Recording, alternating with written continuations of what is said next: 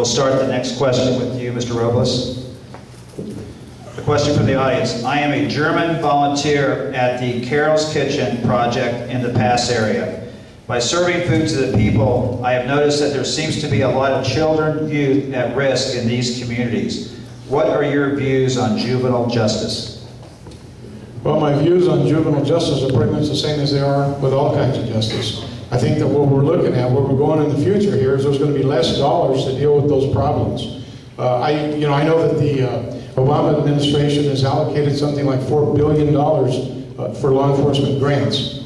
But when you take that $4 billion and you divide it by 50, and then you divide that for each of the states, and then you divide, for example, here in California, that 50 by another 58, and then divide and so on and so forth, there's not a lot of money left over. So I wish I could offer a lot of encouragement. We're going to do whatever we can, but until we get a handle on this budget, it would be impossible to say that we're going to be able to solve all the problems with respect to the juvenile justice system. We're going to monitor everything. We have to. You never know what's going to be coming up. We never know what's going to become available to us as far as special programs or grant money. But that was something we would have to look at. And again, I'm really serious. This is going to come down to the bucks. It's going to come down to the dollars. And I think that basic law enforcement services, patrol deputies, those are going to get the priority. We have to maintain those levels of service, and then we can go progressively from there.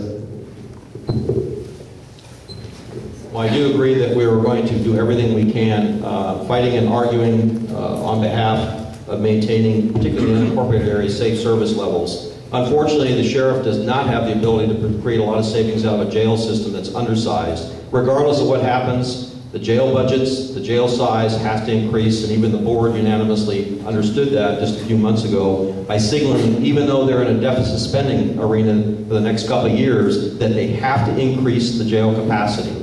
So the other two areas that the sheriff oversees are relatively small. They're already threadbare as it is now, and in many cases are going to end up collapsing if they get any other savings to come out of it.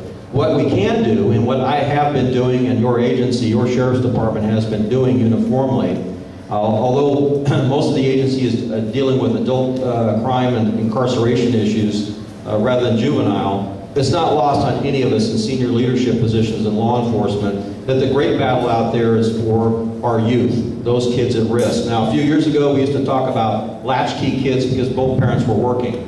Today, when you talk to our school resource officers, which are already under duress and being reduced, all our social safety nets are fraying. More and more frontline law enforcement is the go-to agency. More and more of these kids now are coming up into broken homes, foreclosed homes, many of them living under multiple families under one roof. There's a lot of issues right now with YouTube pointing out where these kids' values ought to be that we all need to be concerned about. So what do? I, as part of my time out in the community, have spent an enormous amount of time with anything that has to do with youth interdiction. So whether it's Boys and Girls Clubs, Explorer programs, wherever I can help out, I'm there usually advocating on behalf of early interdiction of these kids.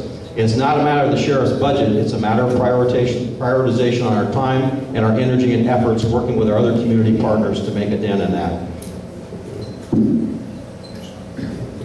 We also need to keep in mind that because of what's happened in Arizona, illegal immigration is not going to stop. In the Tucson sector last year, 241,000 arrests made. Those people are not going to stop. They're going to come to California, they're going to go to Texas, they're going to go to New Mexico, that's all. So all those children that right now need our services plan on a huge increase in the numbers. And where is that money going to come from? We're flat broke.